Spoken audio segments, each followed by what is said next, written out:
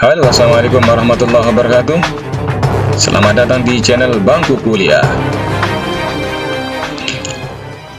Bagi Anda yang baru pertama kali menemukan channel ini atau baru pertama kali datang di channel ini, saya ucapkan selamat datang, selamat bergabung di Bangku Kuliah channel.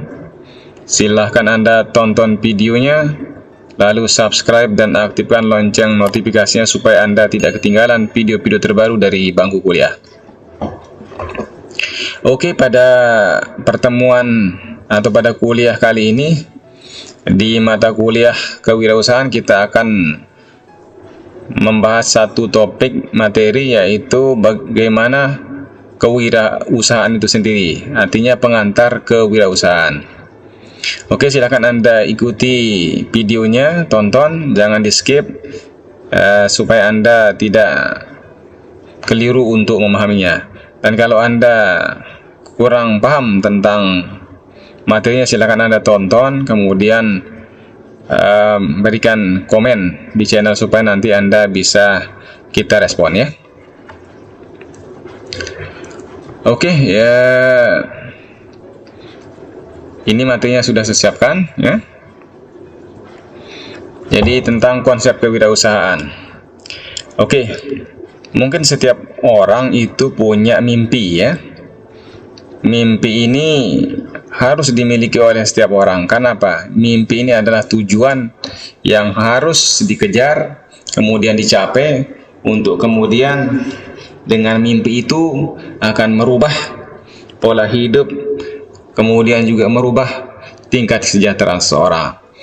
Nah, dengan impian itulah kemudian kita bergerak menuju kepada tujuan yang kita impikan, seperti itu ya. Nah, di kewirausahaan ini kita harus punya mimpi gitu. Kita ingin punya ide bisnis seperti apa modelnya, maka kita harus kita tuangkan ya ke dalam rencana bisnis. Nah, seperti itu. Nah, bagaimana nanti wirausaha ini bisa ditumbuhkan, bisa dibentuk, kemudian bisa direncanakan? Silahkan nanti kita akan elaborasi lebih dalam ya.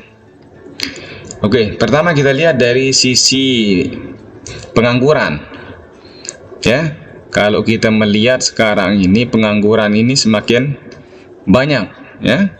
Terutama sekarang ini adalah pengangguran dari sisi perguruan tinggi. Coba Anda lihat data sini ya. Jadi kalau kita melihat data ini berdasarkan grafik di sini, ada kenaikan 8,5% ya. Tingkat pengangguran itu dari perguruan tinggi, dalam hal ini adalah diploma ya. Ini dari sisi tingkat pendidikan seseorang. Jadi ternyata naiknya signifikan seperti itu.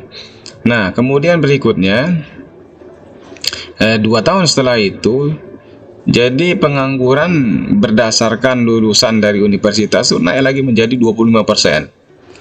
Jadi semakin naik. Nah, ini artinya apa?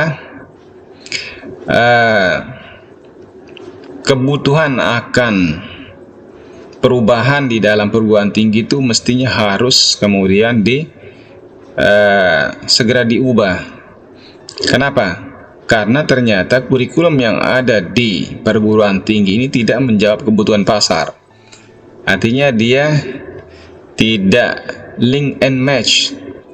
Nah, karena itu seyogyanya sebuah perguruan tinggi harus kurikulumnya didasarkan kepada kurikulum yang dibutuhkan oleh pasar, seperti itu ya, atau bis market istilahnya, seperti itu ya. Nah, supaya apa? Supaya nanti lulusannya itu tidak menganggur, seperti itu ya. Nah, ini yang perlu kita perhatikan pertama ya. Kemudian berikutnya, jadi sebuah negara bisa dikategorikan sebagai negara maju jika 2% dari jumlah penduduknya adalah pengusaha. Jadi kita bisa menghitung negara kita sendiri, misalkan ya, kalau misalkan dengan penduduk kita sekarang ini misalkan 200 juta, saya anggap seperti itu, 200 juta kali 2%, maka sesungguhnya adalah harusnya sekitar 4 juta itu adalah pengusaha, seperti itu ya. Jadi itu yang kemudian kita bisa menjadi dianggap sebagai negara maju. Coba kita melihat data sekarang yang ada di sini. Misalkan di Amerika itu ya pengusahanya itu 12%, jadi sangat tinggi sekali. Kemudian berikutnya nomor 2 ada Singapura, itu 7%, penduduknya itu adalah sebagai pengusaha. Kemudian Malaysia 5%, Thailand. Nah, kita sekarang di Indonesia ini pada posisi di tahun 2015 ya, itu berada pada posisi 1,65%. Jadi kurang dari 2% jumlah pengusaha yang ada di Indonesia, seperti itu. Nah, kita melihat sekarang dari sisi farmasi di Indonesia ya. Saat ini jumlah farmasi dan apoteker di Indonesia sangat minim, jadi jumlahnya sedikit, yaitu 1:8.000. Coba bayangkan ya, artinya satu apoteker menangani 8.000 pasien.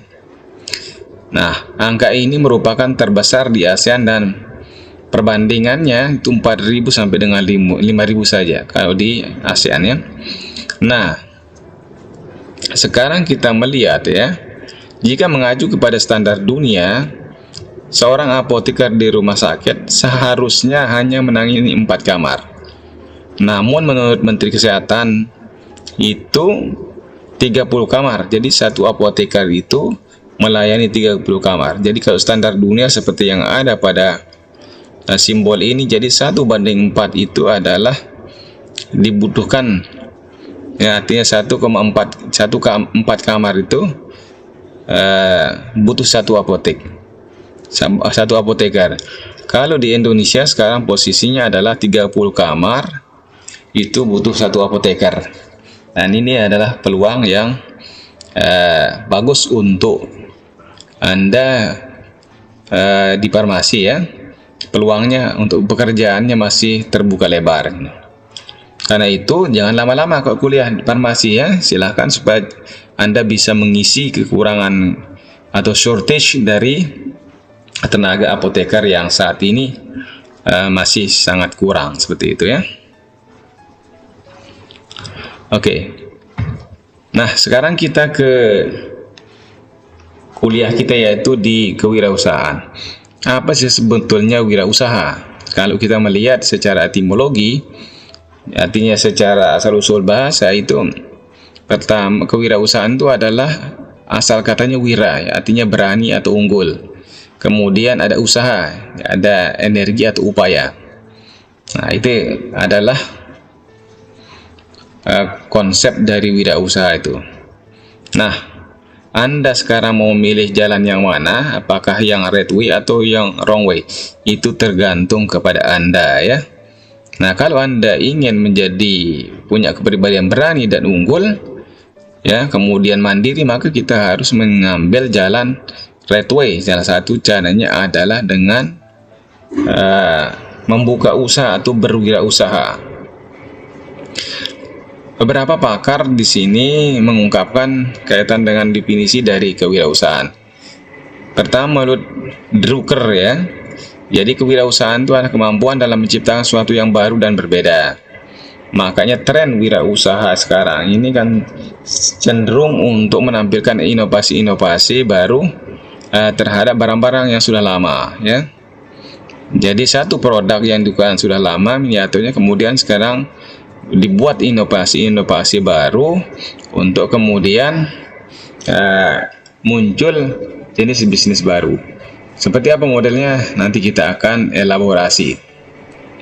Kemudian menurut ada yang kedua, pakar itu namanya Zimmerer ya.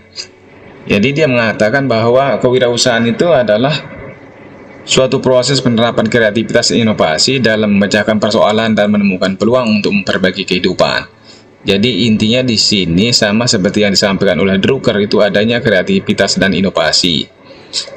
Karena apa?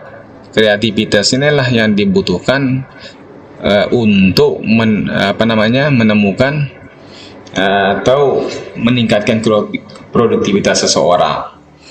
Nah, kalau kita melihat dari sisi inovasi, perusahaan-perusahaan besar ini selalu berusaha untuk melakukan inovasi-inovasi. Bagaimana caranya dia berinovasi? Tentu adalah melakukan riset-riset atau penelitian-penelitian yang relevan dengan bidang usaha masing-masing, ya. Nah, kalau melihat dari dua pendapat pakar ini, maka kewirausahaan ini kemudian kita bisa simpulkan adalah suatu kemampuan dalam menciptakan kegiatan-kegiatan usaha yang berbasis kreativitas dan inovasi. Nah, anak-anak muda sekarang ini anak-anak muda yang kreatif dan penuh inovasi. Makanya sekarang banyak startup. Dulu kalau kita melihat ya, Gojek itu kan masih masih sangat tradisional, jadi tidak terkoordinir, tidak terkelola dengan baik, ya, bahkan tidak mengenal istilah digital, ya. Artinya apa? Jadi murni kegiatan ojek dulu itu adalah untuk mengantar barang atau mengantar orang aja, ya. Nah, dengan inovasi-inovasi yang terbaru sekarang ini, jadi kita anggap sebagai Gojek, ya. Jadi sudah mulai digitalisasi, sehingga sekarang Gojek itu tidak hanya memanfaatkan teknologi untuk operasionalnya, tetapi juga sudah mengembang, tidak hanya mengantar orang, tetapi kemudian sekarang adalah mengantar barang, bisa dalam bentuk, Anda bisa lihat ada Gojek itu ada GoFood, ya. Itu sekarang adalah bentuk inovasi yang ditemukan untuk apa? Untuk melayani konsumen. Karena apa? Konsumen ini semakin manja, maka kita juga harus bisa kemudian menemukan inovasi-inovasi untuk melayani mereka. Nah, apa sih wirausaha itu? Apakah wirausaha itu dibentuk atau dilahirkan? Ini kan menjadi pertanyaan, ya. Silahkan Anda jawab, ya. Kemudian sukses itu ditunggu atau diperjuangkan, ya. Saya kira Anda bisa menjawabnya ini, ya. Kemudian kaya, miskin, takdir atau ikhtiar, itu tergantung dari persepsi kita masing-masing. Silahkan ini Anda renungkan, ya. Kalau kita merujuk pada apa yang disampaikan oleh Bill Gates, dia mengatakan jika Anda lahir dalam keadaan miskin, itu bukan salah Anda. Tetapi kalau Anda mati dalam keadaan miskin, maka itulah salah Anda, katanya si Bill Gates, ya. Oke. Lalu apakah ada kaitannya, ya, sukses itu dan usia? Kita melihat di sini misalkan, ya, Nelson Mandela, dia jadi presiden itu pada usia 76 tahun, ya. Jadi sangat tua. Kemudian Marconi menemukan telepon pada usia 27 tahun. Coba, sangat muda kan? Steve Jobs, Anda tahu Steve Jobs, ya. Jadi yang punya Apple, menemukan Apple, ya, itu dia jadi jutawan, ya, itu pada usia 21 tahun. Kemudian ada KFC. Nah, ini yang akrab kalau Anda sering makan di KFC. Nah, yang punya itu adalah Colonel Sanders. Dia mulai bisnis umur 65 tahun, jadi sudah tua. Kemudian ada namanya Winston Churchill, itu banyak gagal dalam hambatan. Nah, tetapi kemudian pada usia 52 tahun dia jadi Perdana Menteri Inggris. Bill Gates, dia sekarang ini orang terkaya nomor 2, ya. Setelah Jeff Bezos itu, dia juga pada usia 41 tahun baru kelihatan, ya. Jadi tidak ada kaitan antara sukses itu dengan usia. Jadi tergantung kepada kita. Lalu sukses itu apakah juga ada kaitannya dengan fisik, ya? Nah, saya tunjukkan Anda di sini, ya. Helen Keller itu ada seorang yang tunanetra, tunarungu, tunawicara, tetapi dia menjadi pendidik terkenal, ya. Jadi menjadi penulis dan pendidik terkenal. Itu, ya. Ada Shakespeare, orangnya cacat kakinya tapi dia menjadi penulis novel, ya. Kemudian Roosevelt, itu dia terkena penyakit polio, tapi dia bisa menjadi presiden Amerika yang ke-32. Coba Anda, ya. Kemudian ada Napoleon Bonaparte. Ini orangnya kecil, dari sisi fisik itu sangat pendek, ya. Wajahnya pun juga pas-pasan gitu, ya, tapi dia bisa menaklukkan Eropa. Coba, ini suksesnya, ya. Jadi tidak ada hubungannya dengan fisik. Kemudian sukses juga tidak ada kaitan dengan tingkat pendidikan. Nah, bukan berarti kemudian Anda setelah mendengar kuliah ini kemudian berhenti sekolah, enggak, ya.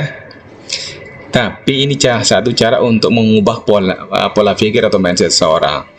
Contoh sini, ya, Thomas Alva Edison. Pendidikannya hanya SD, tapi dia mampu memproduksi 2000 paten nih. Coba Anda bayangkan, ya. Kemudian Nick Kassing, dia berhenti sekolah tuh umur 14 tahun. Tapi Anda tahu dia sekarang ini adalah orang terkaya di Hong Kong. Kemudian Henry Ford itu tidak pernah juga di kuliah, ya. Tapi dia juga punya pabrik, ya. Kemudian Wright Brother. Nah, ini juga orang biasa dan tidak berpendidikan, ya, tapi mampu untuk menciptakan pesawat terbang. Termasuk Bill Gates, ya. Bill Gates itu orang terkaya, ya, tapi sebetulnya dia tidak lulus di perguruan tinggi, ya. Dulu memang pernah kuliah dapat, tapi sesungguhnya dia SMA kayaknya begitu. Jadi tidak ada hubungannya dengan pendidikan. Bukan berarti kemudian Anda berhenti untuk sekolah, gitu kan. Oh, Pak Muin bilang tidak ada hubungan antara pendidikan dengan sukses. Kalau kita berhenti, ya itu, ya. Jadi keliru sudah persepsinya, ya. Kemudian tidak ada kaitan latar belakang keluarga dengan kesuksesan. Anda bisa baca di sini, ya. Misalkan sini Andrew Carnegie. Jadi bekerja usia 13 tahun dari keluarga yang miskin, sekarang dia menjadi raja baja dunia. Kemudian Walt Disney, ini udah sekarang mungkin kemarin Anda pernah nonton film Frozen, itu adalah keluar dari Walt Disney sebetulnya. Jadi usia 20 tahun dulu seorang pemuda miskin dan tidak terkenal, tapi kemudian di usia 30 tahun sudah jadi orang terkenal, ya. Kemudian ada juga Bill Clinton, ya. Bill Clinton itu mantan presiden Amerika. Ayahnya meninggal ketika masih kecil, adiknya juga pernah terlibat kasus narkoba, ini. Itu jadi tidak ada hubungannya dengan latar belakang keluarga. Adapun kalau misalkan dia kaya dulu karena warisan dari orang tuanya, mungkin 1% dari 100 orang, ya, gitu. Apa sih tujuan kita berwirausaha? Pertama tentu adalah mencari benefit, ya, jadi mencari keuntungan atau profit. Kemudian meningkatkan prestise. Jadi kalau kita sudah sukses dalam berusaha, maka tentu nilai tawar atau gengsi kita menjadi tinggi. Makanya orang bilang kaya itu bisa membuat kita bergengsi, tapi bergengsi itu tidak membuat orang kaya, gitu, ya. Kemudian kelangsungan usaha keluarga, ini juga kemudian bebas dari pengawasan, karena kita mandiri kalau kita berwirausaha itu. Kemudian tidak ada yang mengawasi kita selain kita sendiri yang mengawasi unit usaha kita, itu, ya. Kemudian manfaatnya itu bermanfaat bagi orang lain. Artinya apa? Kita bisa merekrut orang kalau kita punya usaha lain, ya, sehingga bisa mengurangi pengangguran. Artinya apa? Kita menciptakan lapangan pekerjaan buat orang lain. Dengan demikian akibatnya pengangguran sudah berkurang, angka ketergantungan kepada orang lain juga mulai berkurang. Artinya misalkan mesti harus jadi pegawai negeri, gitu, ya. Jadi tidak mesti, karena rezeki itu tidak hanya di situ, gitu. Kemudian membangun kemandirian ekonomi, ini manfaat dari berwirausaha, ya. Kalau kita melihat karakteristik kewirausahaan tuh, pertama itu adalah confident, percaya diri. Kemudian orientasi pekerjaan dan hasil, siap menghadapi resiko, kepemimpinan yang baik, keorisinilan, Kemudian orientasi ke masa depan dan kreativitas ini adalah karakteristik seorang wirausahawan. Berikutnya, kenapa kita harus berwirausaha? Nah, ini reason atau alasannya. Bisa jadi karena pertama tekanan hidup yang berat, orang kemudian muncul kreativitasnya, kemudian akhirnya apa yang biasa dia lakukan kemudian dia tawarkan kepada orang lain, kemudian dalam bentuk usaha. Nah, kalau Anda tidak suka jadi bawahan, ya silakan Anda jadi bos gitu kan. Nah, kemudian melihat atau menciptakan peluang.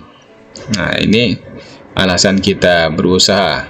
Misalkan kalau Anda pergi ke luar daerah, kemudian melihat sesuatu yang baru, sementara di daerah Anda belum ada, itu adalah peluang ya, untuk kemudian Anda bisa ciptakan di tempat Anda gitu. Kemudian alasan mungkin lingkungan ya. Artinya lingkungan di sini misalnya keluarga ya, role model, ada teman, ada sekolah dan guru dan sebagainya itu juga bisa menjadi alasan orang bisa berwirausaha. Kalau menurut Suryana ya, jadi motivasi berwirausaha keinginan penghasilan yang lebih baik, keinginan karir yang lebih memuaskan, keinginan menjadi mandiri gitu ya, keinginan prestise dengan menjadi pemilik suatu bisnis, keinginan menjalankan ide atau konsep baru, keinginan kekayaan jangka panjang dan sebagainya. Nah, kalau Anda yang di farmasi bisa jadi nanti, oh saya kalau besok sudah tamat saya mau buka apotek, itu bagus ya, buka balai obat bagus. Nah, itu apa namanya, impian yang linear dengan pendidikan Anda, karena Anda sudah pengetahuan di sini, punya basic pengetahuannya, jadi juga Anda dengan gampang mengelolanya ya. Kemudian ide wirausaha dari mana kita bisa dapatkan? Bisa kita ya dari survei pasar atau market survey, kemudian dari sisi passion atau Anda suka ya, hobi Anda gitu. Karena ini kan begitu ya. Jadi pekerjaan itu sebagai hobi, maka kita tidak menganggap diri kita bekerja ya. Hasilnya ada apa tidak, yang penting karena dia itu adalah passion kita, maka kita senang saja melakukannya. Kemudian skill atau keterampilan. Kemudian bisa kita ide itu kita peroleh dari teman atau sahabat ya, atau keluarga, atau melihat model gitu. Nah, sebagus apapun gagasan itu, kalau Anda tidak kerjakan dia, maka hanya sebatas gagasan saja ya. Nah, kenapa banyak orang gagal di dalam berwirausaha itu? Karena pertama itu dia tidak punya planning, kemudian salah dalam memanage atau mismanagement, tidak ada pengalaman, tidak pernah ada pengontrol atau pengawasan ya terhadap unit bisnisnya, kemudian tidak fokus ya, berubah-ubah terus, itu juga gagal kita di situ. Kemudian bisnis yang dijalani juga tidak relevan dengan tren yang terjadi pada saat itu. Jadi ini ya gagal otomatis karena kita tidak menjawab hal-hal yang dibutuhkan orang lain gitu ya. Kemudian kiat suksesnya bagaimana? Pertama itu tentu bisnis itu modal harus ada, meskipun tidak 100%. Kalau kita bisnis itu harus punya modal ya. Kemudian punya bekerja keras ya, jadi sifat bekerja keras untuk usaha itu ya. Kemudian juga mengkalkulasi harga pokok, harga jual, dan memprediksi untung rugi. Ini juga harus Anda bisa ya, bisa untuk mengatur bagaimana cash flow. Untuk kemudian kita nanti bisa menghitung antara cash flow dengan cash outflow, apakah ada gainnya seperti itu ya. Kemudian punya strategi berpikir dan bertindak terhadap adanya perubahan. Jadi kalau ada perubahan kebijakan atau perubahan tren, itu juga bisa melakukan upaya-upaya atau jalan-jalan yang lain untuk mengubahnya. Mengutamakan kepuasan konsumen. Nah, ini ya. Jadi kalau Anda berbisnis, maka harus Anda senangkan konsumennya. Jadi kalau dia sudah datang pertama kemudian dia balik lagi, itu artinya konsumen kita menerima apa yang kita jual. Dan Anda harus memanjakan konsumen gitu ya. Supaya apa? Dia menjadi langganan terus bagi Anda. Kemudian mengendalikan usaha melalui SWOT ini analisis ya. Kalau kita mau berusaha itu kita harus menganalisis melalui sistem namanya SWOT. Nanti apa itu SWOT? Nanti kita akan elaborasi pada pertemuan yang lain ya. Oke. 3 jenis wirausaha. Pertama itu ada yang terpaksa dan ini dilakukan karena kebutuhan hidup, itu namanya necessity entrepreneur. Kemudian meniru bisnis yang trending, itu namanya replicative entrepreneur ya. Kemudian ada yang inovatif entrepreneur Kak. Ya, ini terus berkreasi dalam melihat peluang. Ini kalau menurut Ciputra ya. Jadi ada necessity planner, ada reflective planner, dan inovatif planner. Nah, kemudian jenis wirausaha itu ada yang retail, ada yang startup, dan campuran di antara keduanya. Jadi kalau retail itu adalah eceran ya, tidak terlalu membutuhkan skill yang tinggi, risikonya juga kecil ya. Tapi juga memerlukan tempat biasanya kalau ini. Kemudian face to face dengan konsumen. Nah, misalkan sini minimarket ya. Kalau startup ini ya berbasis digital, skill tinggi, risiko minim, modal kecil. Contohnya seperti Gojek, Grab, dan sebagainya itu ya.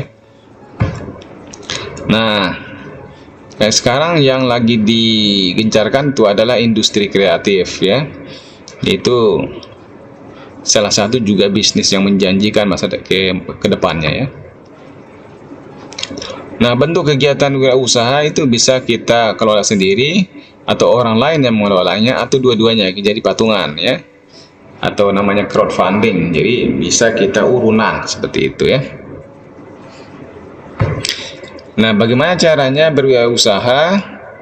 Wirausaha dapat dijalankan oleh seorang atau sekelompok orang. Jadi bisa individual atau bisa berkelompok. Nah, jenis usaha pun juga bisa bersifat komersial dan sosial untuk kedua-duanya. Memiliki modal sekaligus menjadi pengelola. Kemudian menyetor modal dan pengelolaan ditangani oleh pihak mitra. Kemudian bisa dalam bentuk saham sebagai bukti kepemilikan. Jadi kalau kita bisnis, misalkan dia mau investasi dengan kita, jadi anggap investasi yang dia beri, modal yang diberikan kepada kita sebagai dia punya nanti saham di dalam perusahaan kita itu kan. Nah, ini bisnis. Jadi bisnis itu berbasis ilmu, inovatif, strategi, niatnya harus kuat, informatif, dan teknologi harus dikuasai, dan supel. Nah, manakah Anda di sini ya? Apakah Anda dari sisi perlakuan satu ya, direbus. Nah, kalau telur ya, jadi sebelum direbus dia itu mudah pecah dan lemah. Setelah direbus menjadi keras dan kokoh.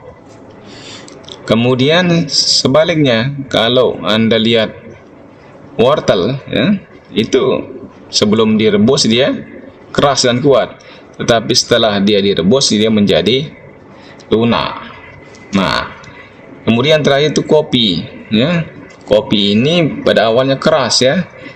Nah, setelah itu dia tetap keras, cuma merubah ya. Jadi apa namanya? Perubahannya tidak signifikan. Jadi dari posisi hanya berubah bentuk gitu ya. Jadi aromanya yang kemudian bisa kita nikmati seperti itu. Nah, Anda posisinya mana di sini ya, itu Anda bisa memikirkan sendiri. Oke, itu untuk pertemuan kali ini. Nanti kalau ada yang kurang jelas silahkan Anda komen di channel. Nanti kita diskusikan di dalam kelas lebih dalam supaya pemahaman Anda menjadi komprehensif. Oke, sampai jumpa di kuliah berikutnya. Salam sukses dari saya di bangku kuliah. Sampai jumpa.